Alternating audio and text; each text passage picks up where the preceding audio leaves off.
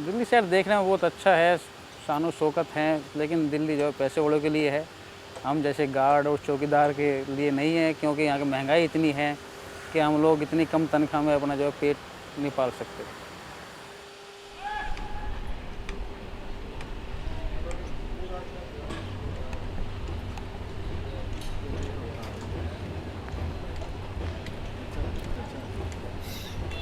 वो गार्ड को परेशानी, एक परेशानी नहीं है, वो गार्ड को 36 परेशानियां उठाना पड़ता है। 24 घंटे हमारे गार्ड वहाँ लगे हुए होते हैं। ना उनका पानी का व्यवस्था होता है, ना ही उनका चेयर का व्यवस्था होता है।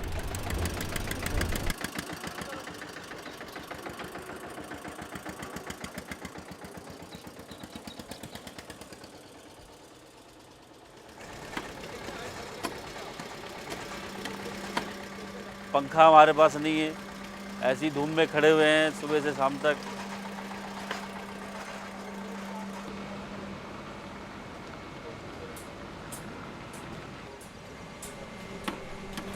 কুকুর বিড়ালের মতো দেখে এখানকার, যেখানেই করুক সিকিউরিটিদের কোনো দাম নেই, আর আমাদের জীবনেরও কোনো দাম নেই, যেহেতু আমরা রাত্রে কাজ করি, যে কোনো মুহূর্তে আমরা মরে যেতে পারি। कोई लंच नहीं है। 12 आवर्स हमारी अगर ड्यूटी होती है तो उसमें कोई ब्रेक नहीं है, कोई लंच नहीं है।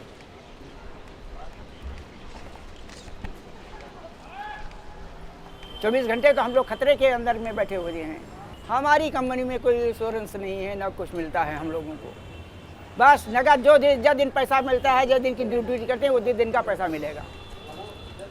कोई खतरा हो जाए, कोई बच्चे को बीमार हो जाए, अपना इलाज खुद कराएं अपने पास से। ड्यूटी 8 घंटे की भी होती है, 12 की करवाते हैं ये, 24 भी करनी पड़ती, 36 भी 48 तक पहुँच जाती। जब तक कोई नहीं आता तो हमें छोड़ा नहीं जाता। हम जो 10 साल से है, जो 20 साल से है, उसको जो तलब मिलता है, जो कल भी घुसा है उसी को भी एक ही तलब मिलता है, कोई डिफरेंस नहीं है। जो एक जितना दिन 10 साल काम किया एक आदमी, हाँ, इस काम का नॉलेज हो गया उसका तलब बढ़ाना चाहिए, कोई मैंने तरक्की का बात में नहीं है।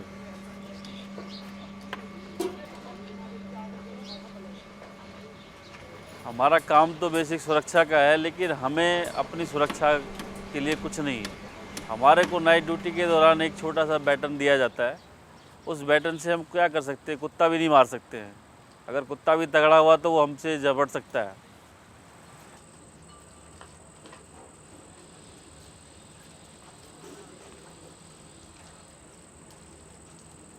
रात में सबसे बड़ी मुश्किल ये होती है कि नींद आती है, और नींद को भगाने के लिए कुछ लोग लाल मिर्च पानी में डाल करके उसका पाउडर पीते हैं ताकि मुंह जलेगा, नींद भागेगी।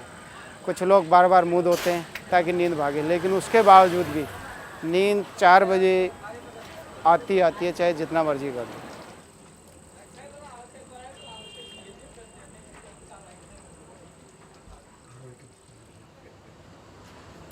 8 घंटा 10 घंटा नाइट में जग चुका है, 4 बजते बजते उसको एक झपक जरूर आएगी। उस दरमियान अगर वो पकड़ा जाता है तो 16 घंटा उसका डिटेक्ट हो जाता है, तो वो 3 दिन तक उसके आँख से रोशनी ही गायब हो जाता है, वो फिर नहीं सो सकता है।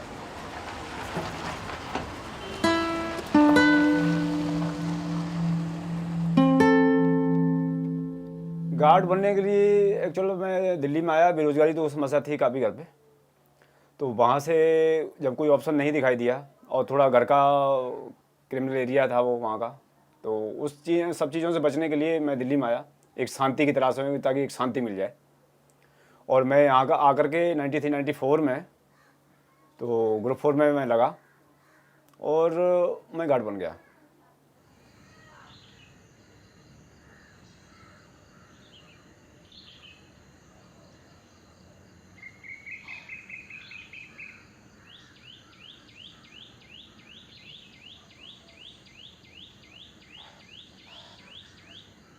अगर 100 में 25 पुलिसकर्मी है तो 75 सिक्योरिटी गार्ड्स हैं, इतना बड़ा फर्क है।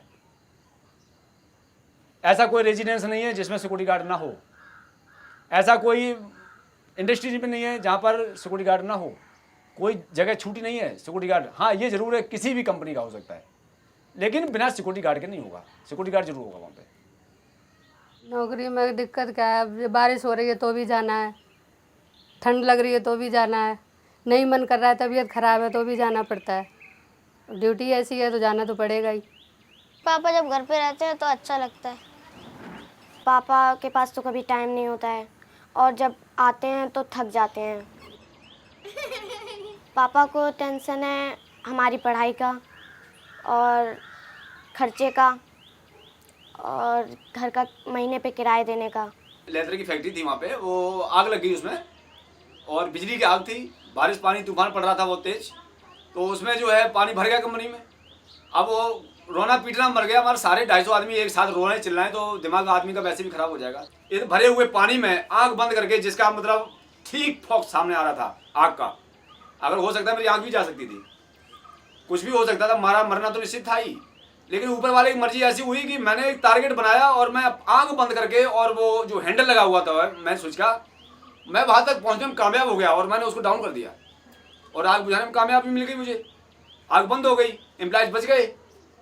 कंपनी ने मुझे एक सर्टिफिकेट दे दिया, बोला जी इस पर घर रख लो आराम से, दिखाने के लिए बच्चों की। हमारा बापू जो है साला सिक्योरिटी नौकरी करता था, उसे सर्टिफिकेट कंपनी ने दिया, आज तक रखा हुआ है वो, उसका कोई फायदा नहीं।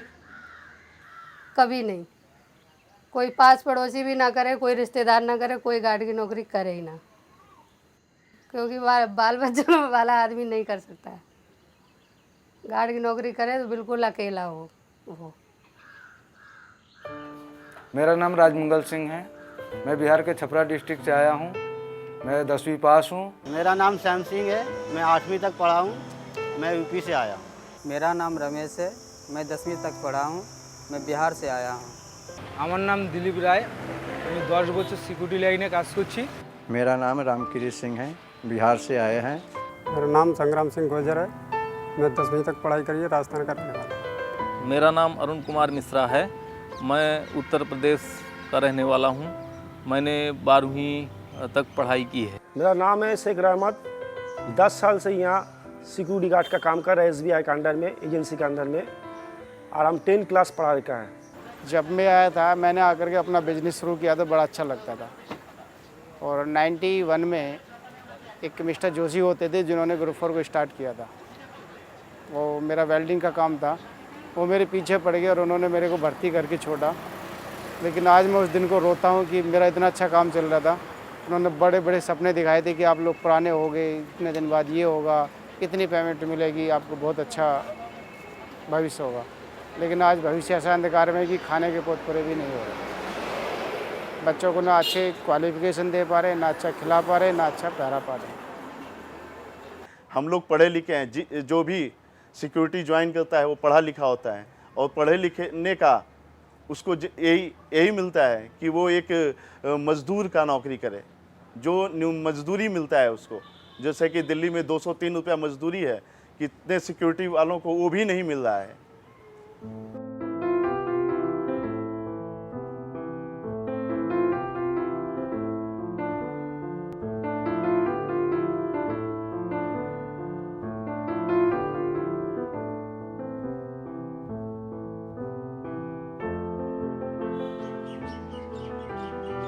রিসেপশনে চাকরি ডিউটি করি, ওখানে যে সমস্ত সাহেবরা বা ম্যাডামরা থাকেন তাদের সব রকম কাজই আমাদের করতে হয়, যে কাজগুলো আমাদের সিকিউরিটির মধ্যে পড়ে না।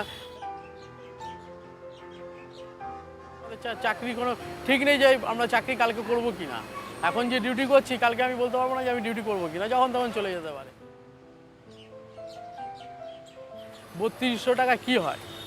3200 টাকা আমাদের ধরুন ফ্যামিলি যদি 4 জন থাকি, এ খাওয়া দাওয়াতেই করতে পারি না, তো বাচ্চাদের পড়াশোনা করাবো কী করে? আমি এই সিকিউরিটিতে 8 ঘন্টা 10 ঘন্টা কাজ করার পরে এখান থেকে গিয়ে বাড়ি থেকে গিয়ে আপনারা দেখবেন যে অনেক এজেন্সি ছেলে কাজে নেয়, তারা মাল বিক্রি করার জন্য দোকানে দোকানে বা বাড়িতে বাড়িতে পাঠায়, সেই কাজ করতে যেতে হয় আমার।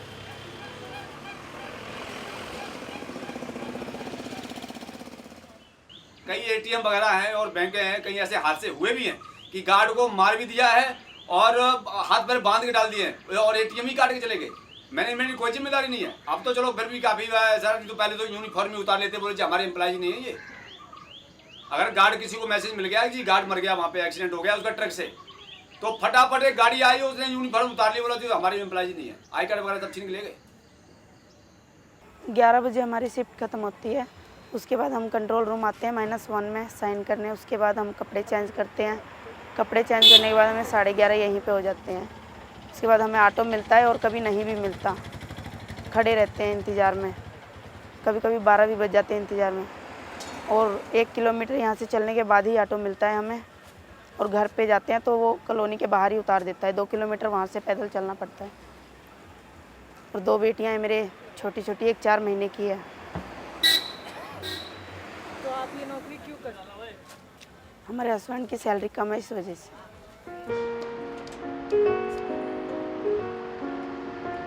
बहुत ज़्यादा जिम्मेदारी हम लोगों के ऊपर है, और प्लस क्लाइंट का सुरक्षा, ये जिम्मेदारी, उसका जान माल का सुरक्षा, उसका सुरक्षा देना होता है।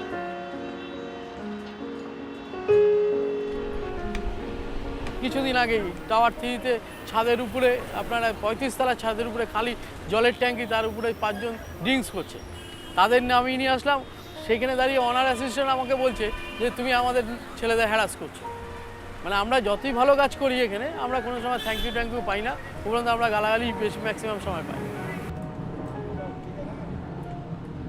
हाँ, जैसे प्रिंसिपल इंपेरियल की कोई जिम्मेदारी नहीं है। यहाँ पर एक गार्ड समझ लीजिए हार्ट अटैक के जैसा हुआ, रात में ड्यूटी कर रहा, उसका अवस्था ख़राब हो गया। तो हम लोग किसी को बोलने नहीं सकता, हम लोग गार्ड खुद अपना मिल के उसको हॉस्पिटल में लेके गया। तो लेने के जाए में उससे हॉस्पिटल में जाएगी, इमरजेंसी में गया, जो दवाई ववाई जो लिखा है हम लोग ही बियर किया। लेकिन ये जो एजेंसी है वो हम लोग को कुछ फ़ोन करने के बाद भी उठाया नहीं। कोई तो गार्ड को यूज कर रहा है सब्जी लाने में। बहुत सारे क्लाइंट ऐसे हैं कि बोले कि गार्ड भैया कहाँ हो, ज़रा ये थैला लेना यार, दूध ले आना, मतलब चले जाना। बहुत सारे गार्ड हैं, वो क्लाइंट हैं, वो बोलते हैं जी गाड़ी साफ़ करना यार, कर देना यार, सुबह साफ जाएंगे ड्यूटी पे। ठीक है, तो अगर ऐसा पोजीशन घर वाले देख लेंगे तो बोलेंगे तो ये तो साला इससे बढ़िया तो सब्जी बेच लेगा तो बढ़िया है, रिक्शा चला लेगा तो बढ़िया है, लेकिन सिक्योरिटी की नौकरी ना करे। कम से कम रिक्शा वाला अपने फ्री तो है, जब तक सारा रिक्शा जी आएगा तब तक चलाएगा। सवारी को जी इच्छा होगी तो बिठाएगा, नहीं बिठाएगा। लेकिन वहाँ तो अगर गाड़ी साफ नहीं की तो उसकी नौकरी गई, या कुत्ता को घुमाने नहीं लेके गया तो कुछ नौकरी गई। नहीं, मैं तो नहीं चाहता कि कोई गार्ड की नौकरी करे। सिक्योरिटी की नौकरी ये ऐसे ही है जो कोई नहीं चाहता है करे यार। ऐसा नहीं है, नौकरी तो फ़क्र की होनी चाहिए, लेकिन फ़क्र कहाँ से करें? जब आदमी का पेट भरता है तभी उसको खुशी होती है। जब हमारा पेट ही नहीं भरा तो हम फ़क्र किस पे करें? सोचने से क्या होता है, अब सोचने से तो अब तो 20 साल कर लिया कंपनी के अंदर में, अब क्या छोड़ेंगे हम।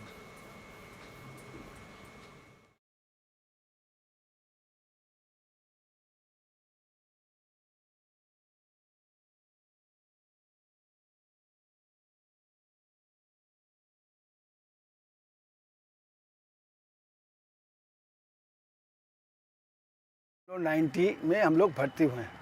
उस समय हम लोग को 900 रुपये तनख्वाह मिलता था कॉन्ट्रैक्ट बेसिस में। तो उसमें यूनियन हमारा नहीं था। 92 से हमारा यूनियन हुआ। होने के बाद हम लोग बहुत से लड़ाई किए।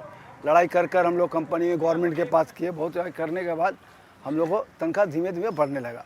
अभी हम लोग का सैलरी 10,000 के करीब लगभग है। मिनिमम हम लोग अभी 10,000 पा रहे हैं। अब একটা ছোটবেলায় আমরা গল্প শুনেছি, এক মায়ের 5 ছেলে ছিল। 5 ছেলের তাদের 5টা লাঠি দিয়ে দিয়েছিল। সে 5টা লাঠি তারা কিন্তু অনায়াসে একজন একজন করে ভেঙে দিয়েছিল, কিন্তু 5টা লাঠিকে যখন একসাথে ভাঙতে বলল তারা কিন্তু ভাঙতে পারেনি।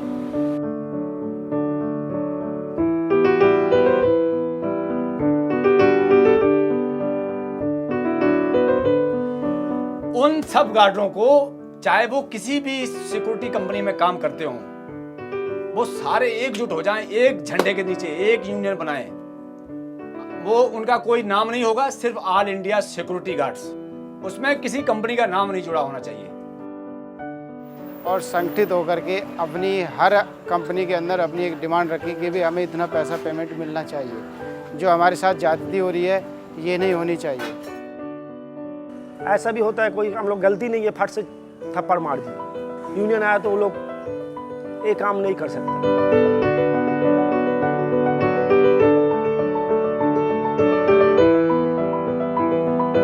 और उसी फायदे के लिए ही हम एक संगठन के तहत काम करना चाह रहे हैं, कर रहे हैं। उम्मीद दुनिया जी रही, हम भी उम्मीद पे जी रहे हैं और कुछ करना चाहते हैं और करेंगे।